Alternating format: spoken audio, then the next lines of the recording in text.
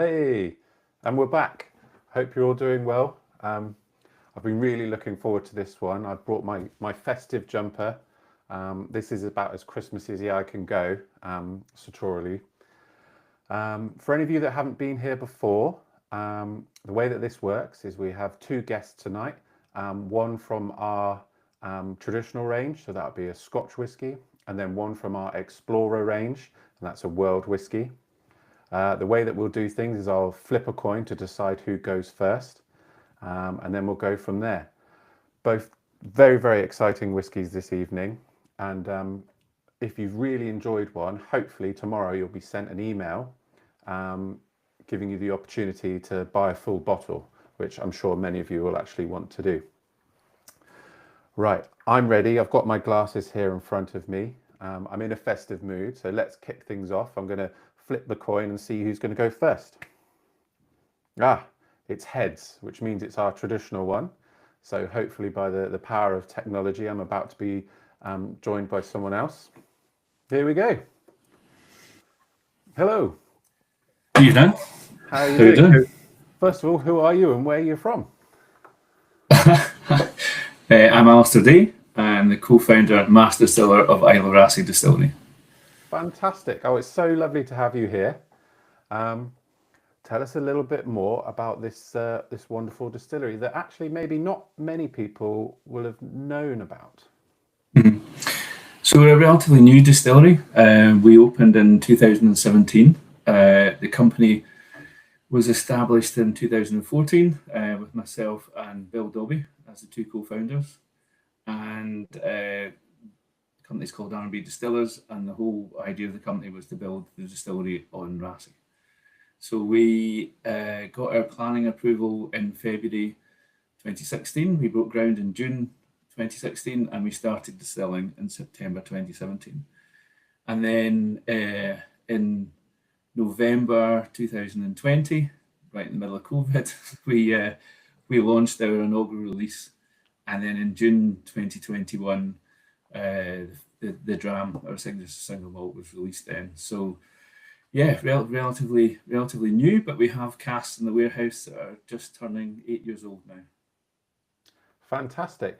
And I would love to know what made you want to start a distillery.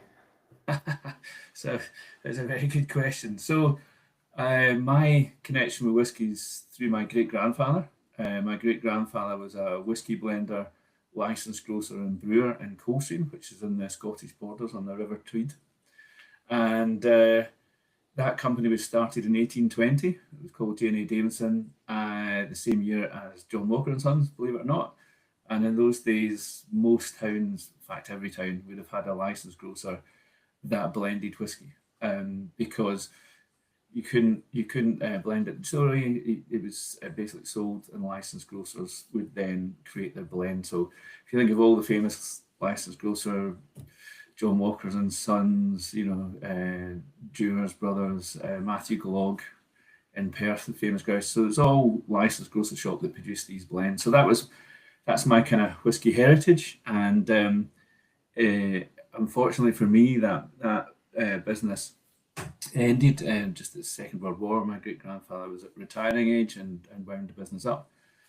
So that was the end of that business. But fortunately, on a positive note, in 2009, my dad said to me I could have what the family called the cellar book. So the cellar book is a sales ledger from 1881 to 1882 at the front of the book.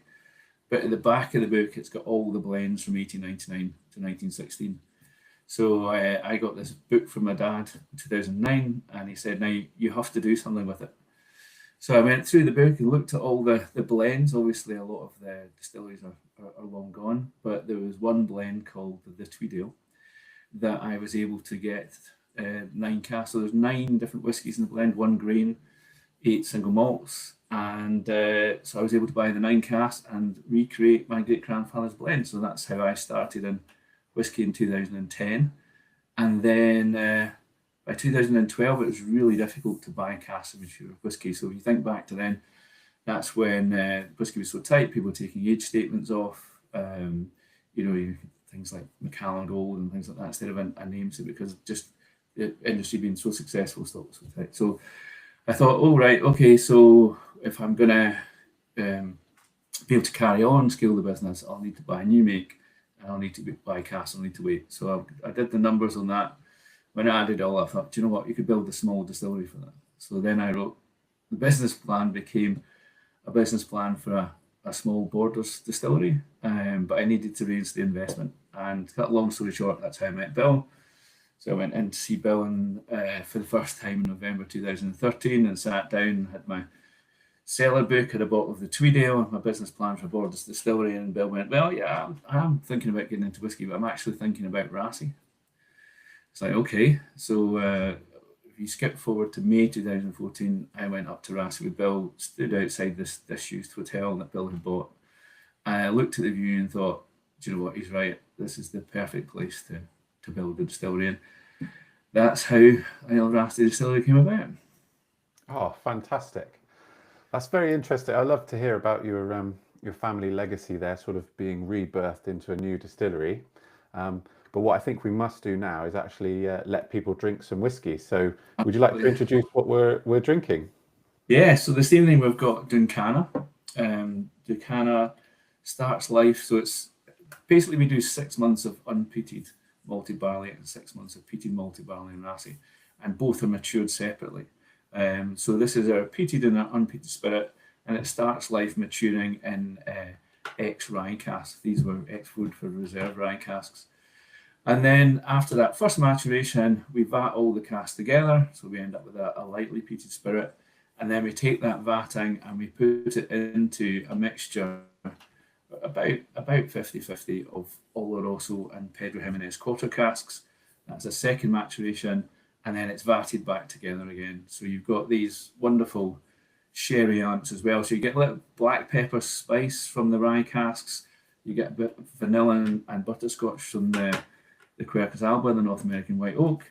And then you get the dry nuttiness from the Oloroso, and then that really kind of sultani, raisins, that kind of syrupy flavors from the Pedro Jimenez. So yeah, and it's bottled at 52% ABV.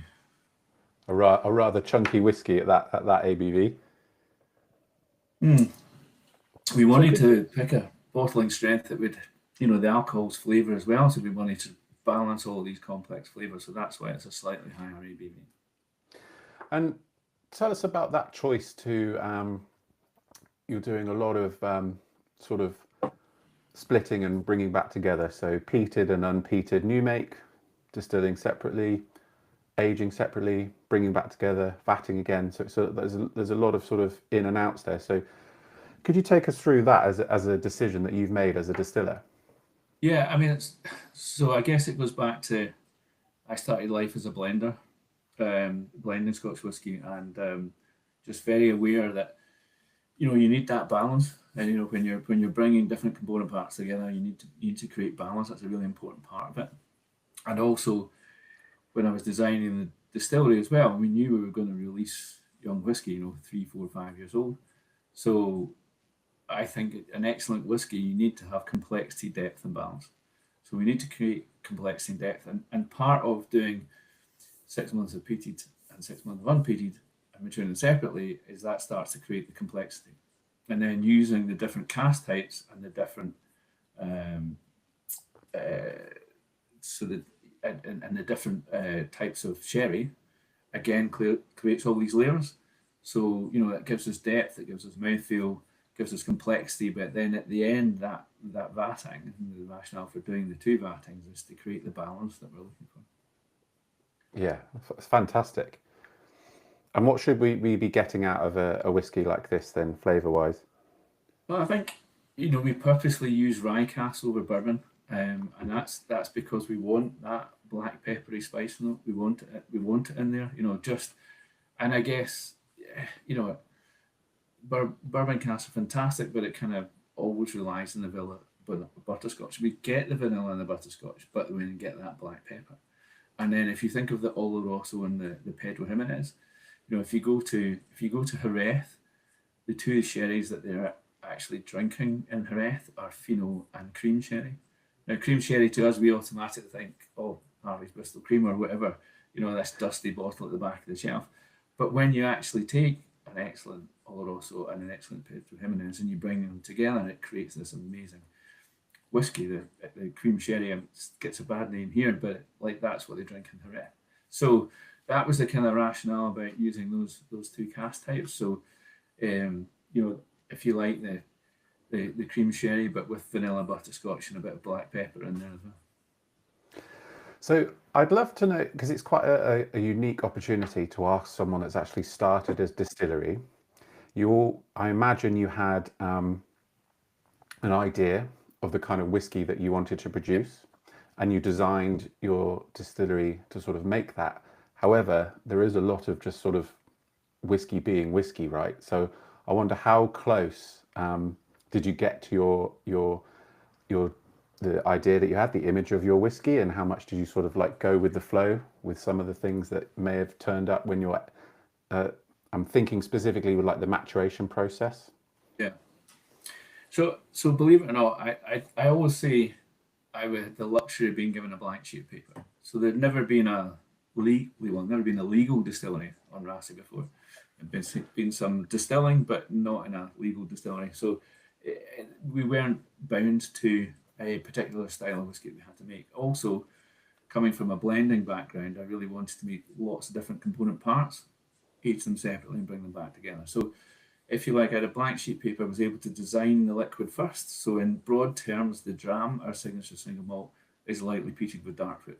That's what we really wanted. And the dark fruits came from, if you think about Scotch whiskey, it's apples, pears, you talk about fruit, apples, pears, maybe some banana, maybe some tropical fruit.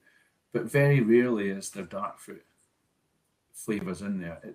That's a more unusual fruit flavor to find in whiskey, and that inspiration really came from Bowmore on Islay. So if you go back to this kind of late 60s, 70s, Bowmore had this kind of dark fruit character to it, and then they changed some of the process and it went away. And then, there's a lot of people talking about that back in 2015 when I was designing the distillery, and I just thought, okay, so Hebridean whiskey, Hebridean Island, lightly peated definitely, and let's try and get those black fruits. So it was really then designing a process that would give us the dark fruits, and that really comes from our fermentations. We have 3 and 5 day fermentations.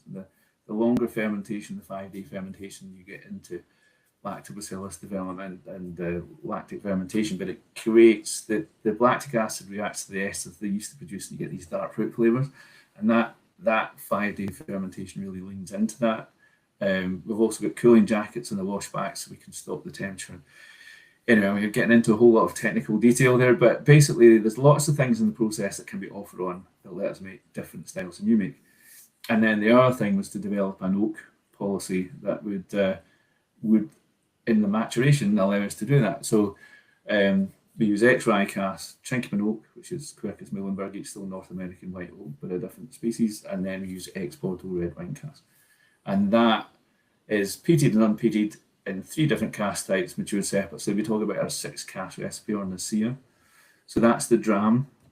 And I have to say, I think when you taste the dram, it is lightly peated with dark fruits.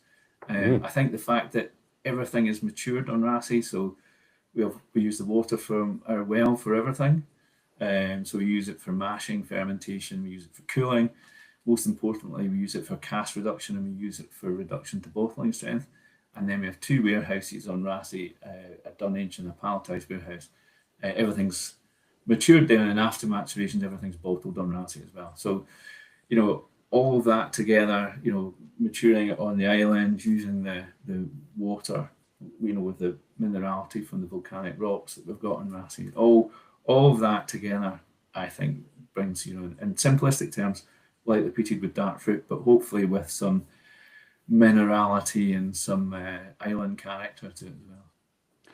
As you just mentioned there about the dunnage and the racked warehousing, that again is another point there of splitting off. I wondered if you could first of all explain to us what each one is, and then also what you might come to expect with a cask being in each one. So we've got as I say, we've got the dunnage and a palletized warehouse. So they're actually semi-detached, so they're actually joined to each other. But because it's on a slope, the dunnage is if you're kind of looking south at the building, the dunnage is to your east, on your left, and up the hill. So and it's got an earth floor, and it's not as high, and so all the casks are lying on their sides on an earth floor, and a stow, which is basically just the three casks on top of each other. So it's a very, very traditional way of doing it. And we have an earth floor. We use insulation, so we've got kind of 80 mm insulated panels, because, well, I guess there's two schools of thoughts on maceration. One is that you want temperature fluctuations, the thought being that the wood expands and contracts with different temperatures, and that pumps the spirit in and out of the wood, and then you get more maturation. And I think that's true in some sort of more tropical climates, which I'm sure we'll hear about shortly. But for me, I wanted a kind of a consistency, a kind of level temperature and humidity. So that's why we went for insulation. And Raasay's pretty humid, which is a polite way of saying it rains a lot. So that gives us the environment. And with all the casks being in the sides, they're always in contact with the cask ends, which is really important for longer term maturation. So the dunnage is really there for specialist casks and long term maturation.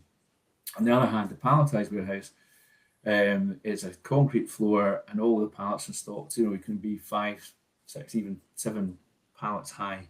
So it's a much more efficient way of storing casks in a warehouse. But obviously, if you were to store casks for a long time palletized, there's a risk of the cask ends drying out, and that could be leaking or increased evaporation and angel share. So that's really why we've got the two different types of warehouse. And we've done the groundworks for a third warehouse, and my hope would be when we build that it will be racked. So it's kind of halfway between dunnage and palletized.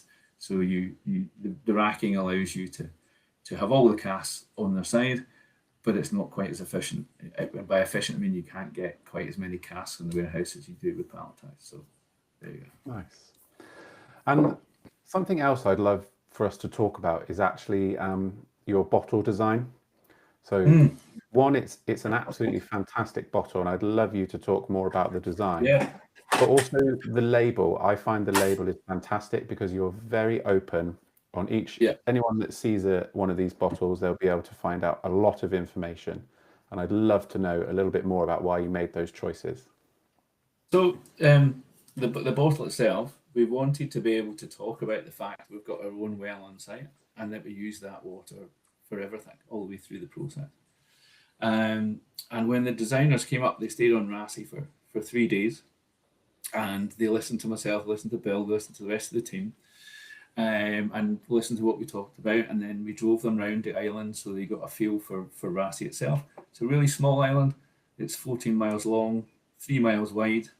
It's the same size and shape as Manhattan, but there's 161 people live on Raasay. So you'll notice on the bottle it has the number 161. That refers to the population. Now, that was the 2011 census. The 2022 census was 184. So you may in the future see this number change.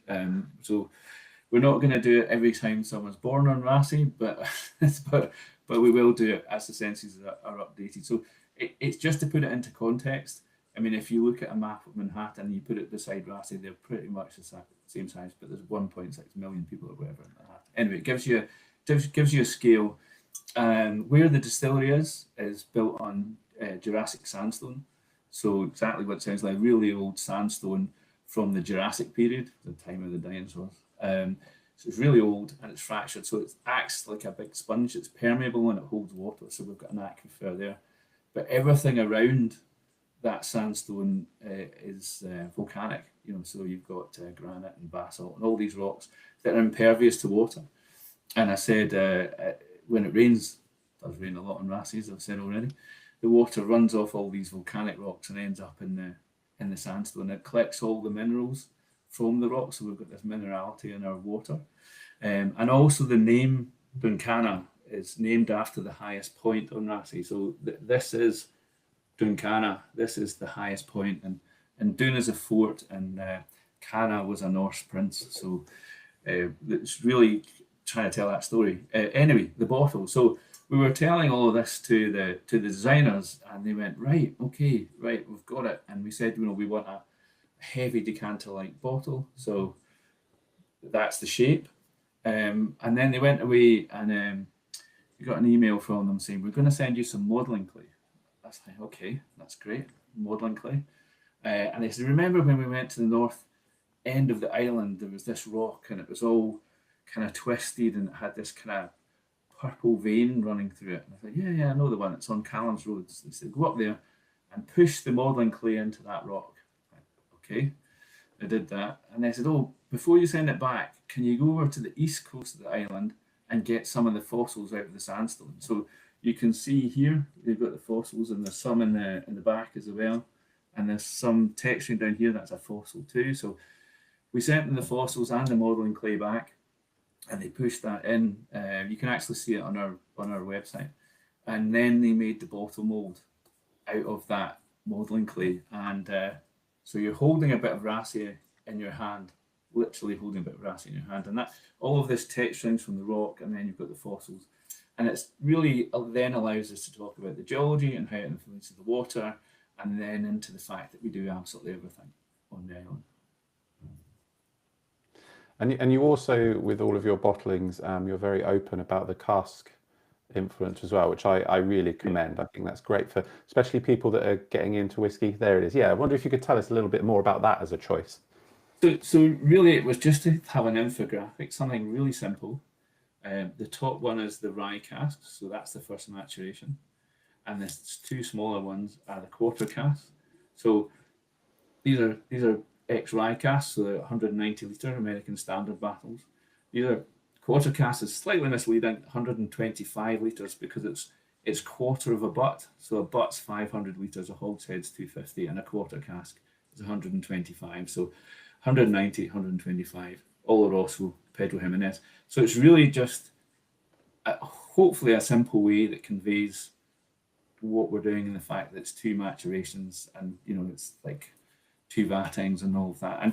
And in fact, if you go onto our website, raasaydistillery.com, and you look up the particular whiskey you've got, so in this case Duncana, you'll see release facts. And if you click on release facts, it will take you in, and it will tell you when it was distilled, it'll tell you what the cut points were, it'll tell you what yeast that was used, the variety of the barley. It will tell you how much of it was peated, how much was unpeated. It will tell you what the split between Oloroso and Pedro Jimenez. And when we do that with each time we do a bottling of this, you can go on and you can see the variations. So if you've got one of the earlier releases of Duncana, and you taste it side by side this, and you think, oh, that's slightly different, you can see. And it might be the fact that there's more Oloroso, or it might be the fact that it's had slightly longer in the quarter cask. But it's all there. So if you ever are interested and you've got some time to spare, the information's there. You can go and look up on our website. I think it's a fabulous thing to do, just to be that open. And it's very nice for the whiskey nerds to find that information, but I also think for people that are just starting as well, to actually just to have a look at all of those choices that you've made. Yes, whiskey's always malted barley, water and yeast, distilled twice, matured in oak. But there are so many decisions that you've made as a distiller that makes your whiskey unique. Yeah, and we fill between 3 and 6 casks a day. So we always do that, and the reason we do that, and before I worked in whiskey, I worked in the food industry, so that whole traceability thing is really like close to my heart. So, filling 3 or 6 casks a day and recording all of that means that we can actually get into the detail of, the cut points and the percentages and all of that, because we're literally batch filling maximum 6 casks a day. So, before we wrap up, this is a great opportunity because you're a new, young distillery. What do you have planned next? What's the next stage? You've already mentioned maybe about getting another warehouse, but where do you see yourself going? So it's a combination of things. We obviously 80% of everything we do is the dram. The dram is our signature single malt, so that's what it's all about. We have Duncana, which is also part of our core offerings. It's always available. And next year we have plans for a third core. a third core, which I can't say too much about, but it's in development. I think we've landed on the recipe for that now. You'll see that early next year. And then we've got some special releases coming up. So if 80% of it is the dram and the Duncana and the third release, then the 20% are these other more interesting things. So I did a degree in botany at Glasgow University, so I'm fascinated with things like oak species, barley variety, yeasts. So I think what you'll see is we've already done an oak species pack, so 4 different oak species.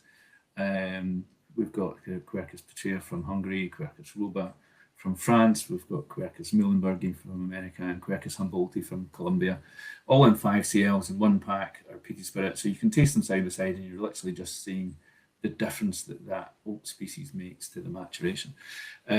We've got hopefully a release next year where we've used 100% champagne yeast. That gives very different flavors from distiller's yeast. Also reduces the yield because obviously champagne yeast is looking for fructose and not maltose. So it produces less alcohol, but it produces really amazing flavors. And we've been working with a farm down in Berwickshire, so very close to Coldstream, that grows beer barley and been growing beer barley for us. So hopefully there'll be a beer barley release in the very near future as well. So all of those things to look out for. Oh, nice. I was drinking in the Highlander Inn earlier this year, and I was trying one of your special release drams, and I loved it so much I bought a bottle and took it all the way back to Devon. So I'm a big fan of you guys. Thank you very much. Thank you so much. And you're going to hang around for a little bit and join us at the end. Is that all right? Absolutely. Yeah, definitely. Yeah. Thank you so much. Oh, that was fantastic. I'm sure if you guys have ever been into a shop that sells whiskey, you will have seen those stunning bottles. And I really commend those guys for how open they are and transparent with their labels. I think it's a really fantastic thing to do. Right, we're now on to our Explorer range. So hopefully, again, with the power of technology, we'll bring in our next guest. Hey, would you like to introduce yourself and tell us where you're coming from? For sure. Hi, everyone. My name is Flora. I am the European brand ambassador for International Beverage, and I'm coming to you from my very, very cold living room in Edinburgh. Nice. And what whiskey will we be trying with you today? So today we're going to be making a very drastic departure from what you've just tried. I'm taking you to Thailand this evening to try Prakaan, which is the original Thai single malt whiskey. So hopefully, even though the dram you've just enjoyed is probably perfect for a cold evening in December, I'm going to try and transport you to warmer climes with what we're going to drink next. Yes, we're whiskey explorers, so we're totally happy to go all over the place. Tell us a little bit more about whiskey making in Thailand and this distillery. I feel like not many of us will know too much about it, so it'd be great to hear a bit more. For sure. Well, yeah, so as I said, Prakaan is the original Thai single malt. It's the first single malt whiskey to come out of Thailand. This is because there is no definition of single malt whiskey in Thailand. There are no rules around it.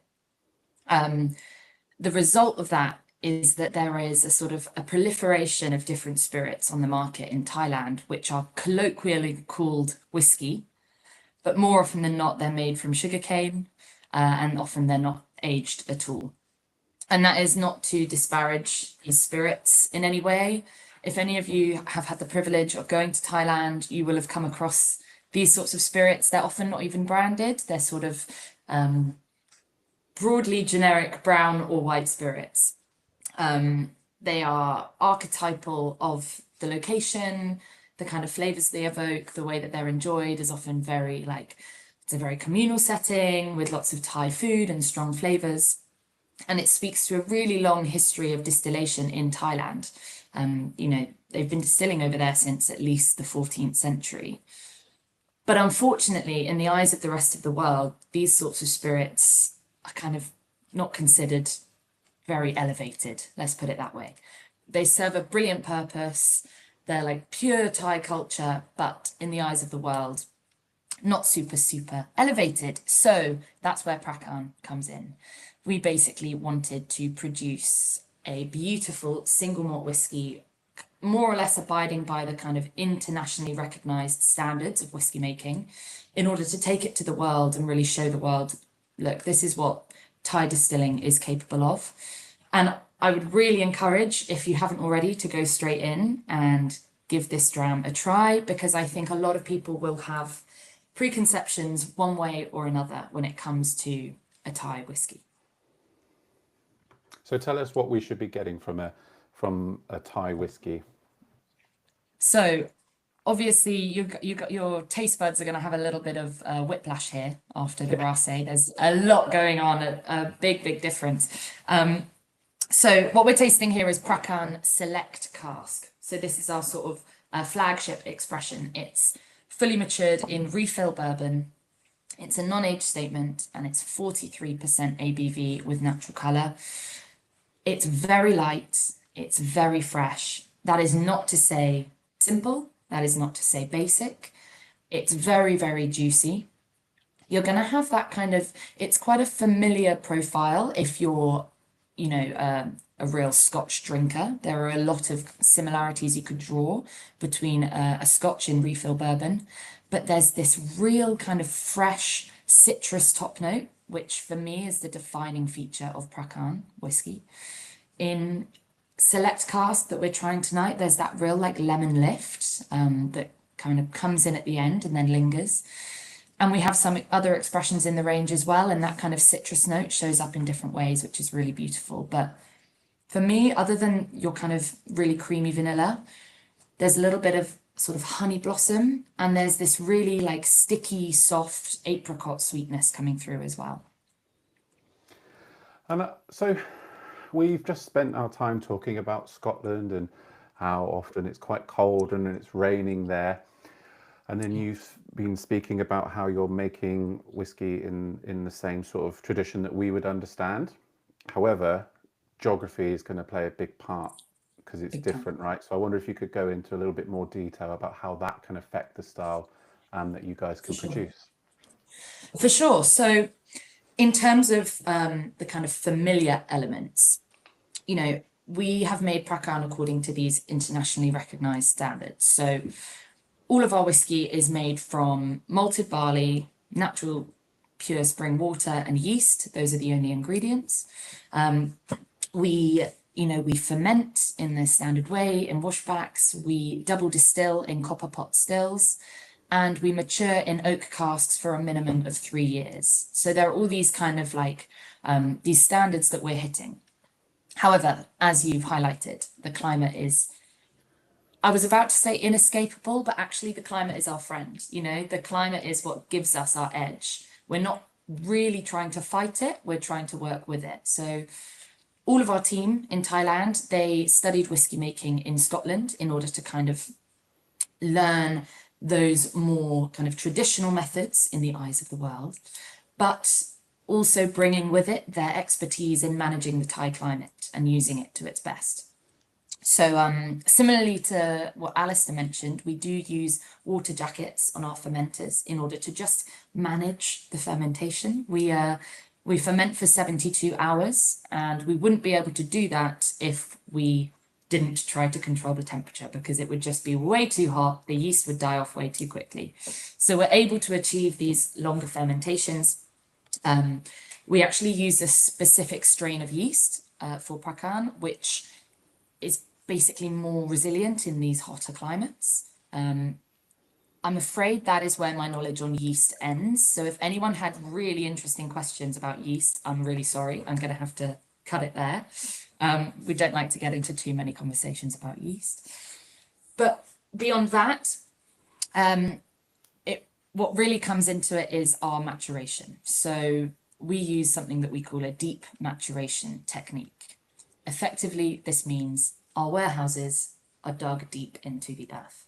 So we have 2 palletized warehouses actually on site, but they are both dug 3 meters into the ground, and they have earthen roofs. So they are in some ways kind of trying to mimic what dunnage warehouses do, but on the scale of a palletized warehouse.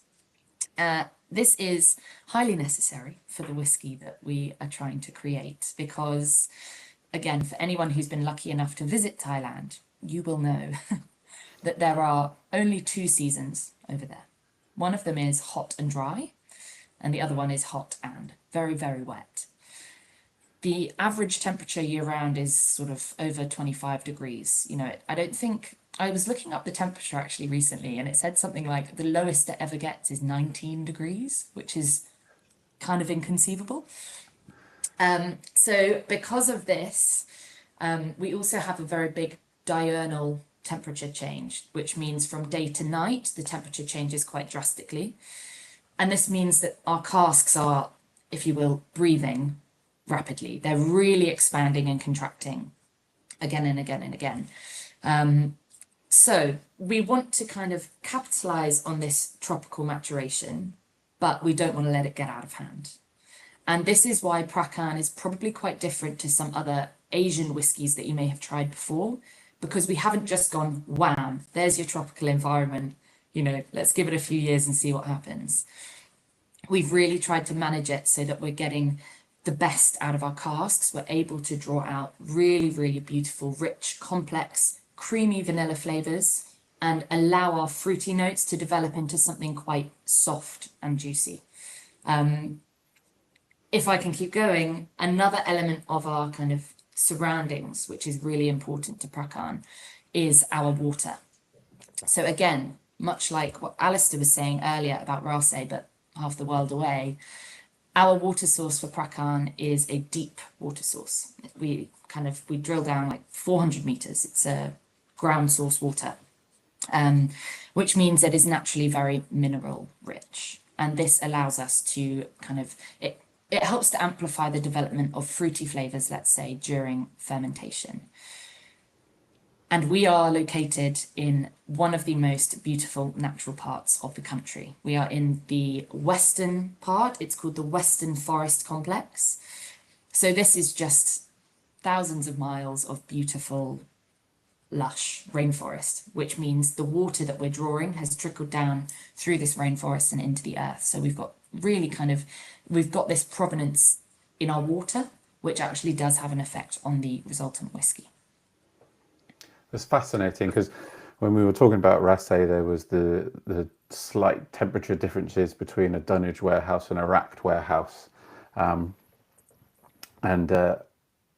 What you do find in sort of the countries where it's slightly hotter, if you don't do anything, the interaction with the wood can be so accelerated that cask might not even make it to 3 years old, and then wouldn't be classified as whiskey. So that's so interesting to hear about digging it down into the ground. Could you tell us a little bit more about like how that kind of what style how much of it was the style you wanted to create and how much of it was actually working with the terroir that you guys are based in? Well, I think ultimately this was, I don't want to say experiment, but it was the first of its kind. So they didn't really know what it was going to turn out like. Luckily, at every stage of the process, you know, we've got an incredibly skilled team. We've got really brilliant equipment. We knew that we were onto a good thing. Yeah, I think if I talk to the broader range, I know that we don't have the full range to taste tonight, but I would hope that maybe some of you guys listening would seek it out. We wanted to create, you know, a new make that has a real freshness to it, something that is attractive and accessible, but also kind of connotes Thailand, like the fresh tropical idea, that real light citrus touch. We wanted that freshness of Thailand to come through, the kind of vibrancy, if you will. But we also wanted to experiment and see what kind of different styles we could create. So in our range, our first range, our core range, we have Select Cask, which is fully matured in refill bourbon. We've got Double Cask, which also spend some time in sherry so that we can see how that kind of different kind of wood interacts with our spirit. And then we have a peated malt as well, which is really, really exciting, really interesting dram. We basically wanted to say to the world, you know, look, we can make really good whiskey in Thailand. We're putting it out there to you in 3 different styles so that there is something for everyone, depending on your kind of your whiskey preference. But it'll be slightly different to what you're expecting. And I think, you know, what we really wanted to do with this, we didn't just want to be the first people to create a Thai single malt. I think really it speaks to the spirits landscape in Thailand at the moment. And it's easy when you're in the UK and you're in the midst of the Scotch whisky industry, as I am. I live in Edinburgh, I work near Glasgow, to kind of forget how important the rest of the world is to the whisky industry overall. And, you know, in terms of, not just in terms of producing spirits, but in terms of using them and sharing them, the hospitality scene in Thailand is huge and only growing and gaining more and more kind of international acclaim. Some of the best cocktail bars in the world, announced on the kind of 50 best list, a handful of them are in Bangkok. And it's this indication that actually, you know, the Thai people, they know what they're doing and they're here to play on an international scale when it comes to producing really high quality spirits. So that's really what we wanted to say with Prakaan. And it's interesting because I often think with Scotch whisky, there's such a lot of baggage about how you drink it. So a lot of people wouldn't even dare add water to their whiskey, which I'm always encouraging people to add a little bit of water and open it up, but also to maybe try it on ice with soda water. You know, there's nothing wrong with maybe even trying it in a cocktail. So tell us a little bit more about that, about how those bars are maybe interpreting the way that they serve your products, and actually other ways of serving it. Because, you know, I imagine in a hot country, you don't always want to be drinking neat spirits. For sure. No, that's a really, really interesting question and a really good thing to flag, because we have launched Prakaan and we only launched it this year. So it's brand new. We launched in the UK back in June or July. It is a whiskey that can do both, for sure. So yes, put it in a Glencairn glass if you want, sit by the fire, you know, mull over it, maybe add a drop of water, treat it like your kind of traditional old school dram, and it stands up to that, for sure, without a doubt. We took it to Whisky Show London this year and people just couldn't believe it. They, you know, their preconception versus how they felt after they tasted it was just worlds apart. And, you know, it speaks to that traditional whiskey landscape as well. However, this dram in particular is one of these beautiful whiskies that if you put it in a tall glass, I'm kind of speaking quietly because I don't want to freak anyone out, but if you put it in a tall glass and you add a load of ice and some lovely high quality soda water, it is not ruining the dram. It is opening it up. It is letting you kind of access even more of those flavors. And it speaks a bit more to those kind of patterns of consumption in hotter countries like Thailand. You will find plenty of people drinking whiskey highballs in Thailand. You know, maybe that will help you to transport you there on this cold December night. It is a really, really beautiful way of trying the whiskey. Equally, I was recently in France, taking this around the country, letting lots of people try it, getting interesting feedback. And I had some bartenders just bowled over by it. They were, you know, one guy said, "Oh, I've got this amazing sugar that I brought back from Japan. I'm going to make a special old fashioned using all of these Asian ingredients," you know. And it was beautiful. It was really, really beautiful. So it is an incredibly kind of eclectic and diverse and vibrant spirit, which speaks to tradition, but also speaks to enjoyment. Nice. I must confess that one of my favorite drinks is having a bottle of whiskey in the freezer and maybe a champagne flute in the freezer as well, and then pouring a dram and then topping up with a can of soda water from the fridge. That is the bougiest thing I've ever heard in my life. Yes. Yeah. I thank you for bringing it to me. That's amazing. Oh, how cool. Do you mind as well? There's one last thing I'd love to touch on that I haven't mentioned yet. Yeah, please. I just want to draw attention to the name Prakaan. And to the bottle, for those of you that don't have a bottle with you, we've got this texture, this kind of stone wall texture on the bottle. And that's because Prakaan as a word in Thai means fortress, and it relates to our location. So the distillery is located in the region of Kampang Phet, which is an ancient fortified sort of settlement in Thailand. It was really important during the 12th century, during the Sukhothai era, which was effectively the era when the Thai alphabet was established and the kind of ancient walls which protected the country, if you will. So it's a whiskey that speaks to this kind of depth of pride in Thai heritage. And almost you could think about it metaphorically as like, just as those walls fortified the city of Thailand, the country of Thailand, this whiskey is sort of fortifying Thailand's ability to produce really beautiful, high-end and respected spirits. So there's an awful lot of Thai cultural heritage that goes into it as well. But what I love is that actually the whiskey's great, even if you don't know that. It's just one to open and enjoy. Oh, I totally agree. I totally agree. Thank you so much for spending time with us. And you're going to come and join us again in a minute, is that right? For sure. For sure. Oh, thank you so much. I've loved that. Well, wasn't that fascinating? So interesting. Two relatively new distilleries, both having putting things in place to all these things that they design so they can craft the whiskey that they want. However, you never quite know what you're going to produce. So yes, you're nudging it, you're making these choices, but sometimes you just have to give up to the elements and you produce what you produce. Absolutely fascinating.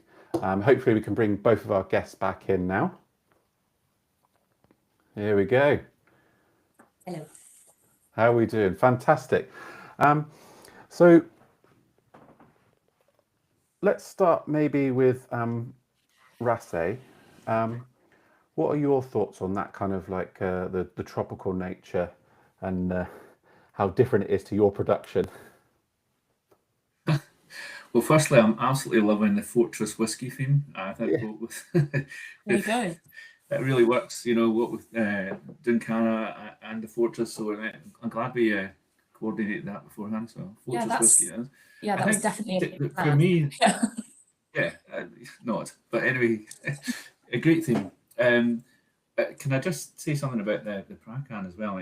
For me, this is very much grilled pineapple with demerara sugar that's then allowed to caramelize. It's just the tropical notes are absolutely fantastic, and it reminds me a little bit of a Craig Alley that's got that kind of grilled pineapple note to it as well. So very nice. Just loving that tropical flavors from a tropical whiskey. It's really amazing. But I think what's interesting, you know, is that you not have to, but I think you should make a whiskey that's about the place, the environment.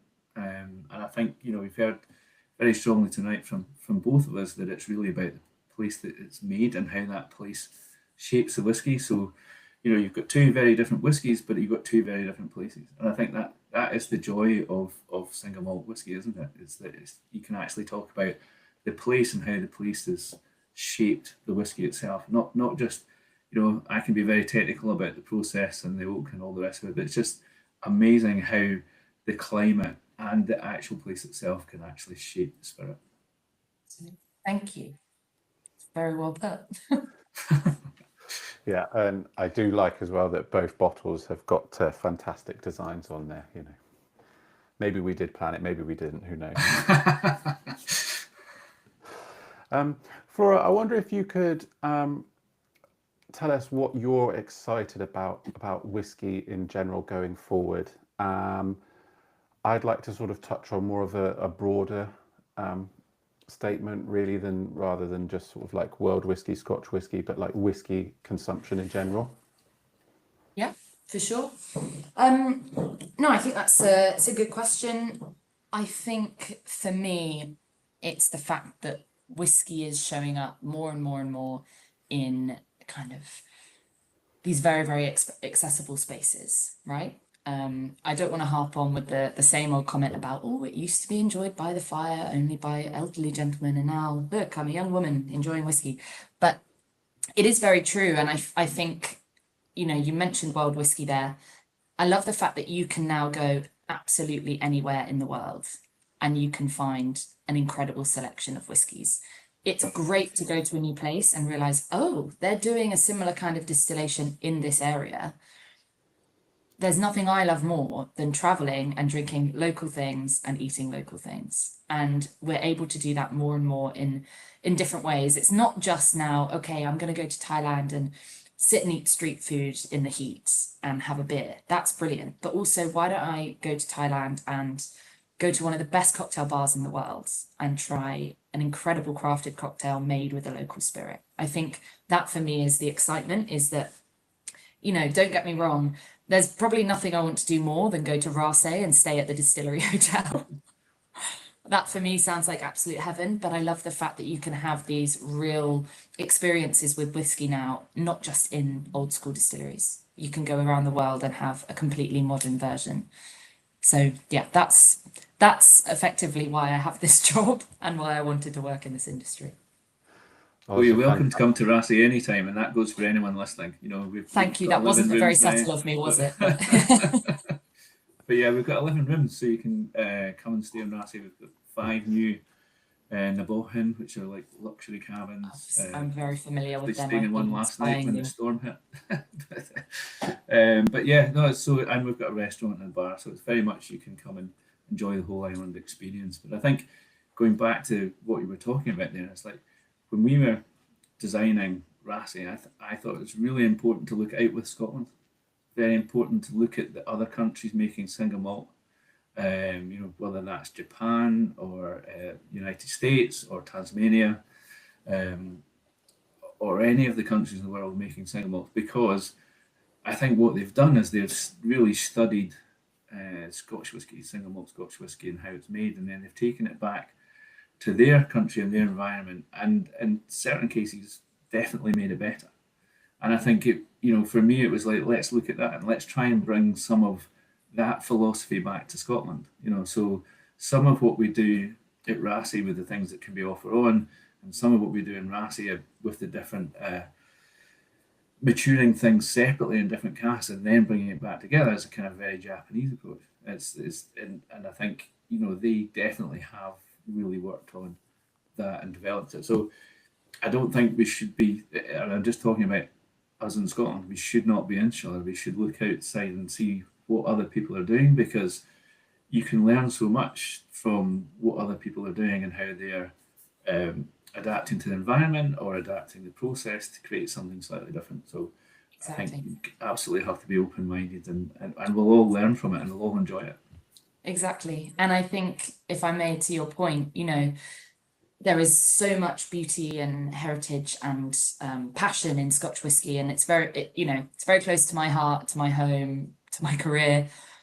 But equally, the Scotch whisky industry has, as long as it's existed, depended on not just, you know, oak from other parts of the world, but people in other parts of the world.